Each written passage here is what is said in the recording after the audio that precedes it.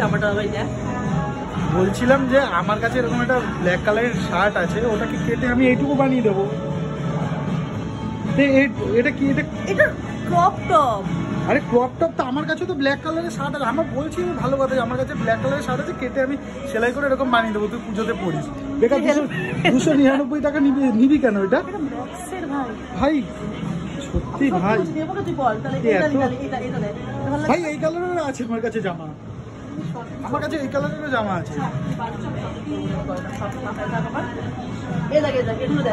কি? হ্যাঁ নে, কি বিচ্ছিরি। আমি শপিং করবো না বাড়ি।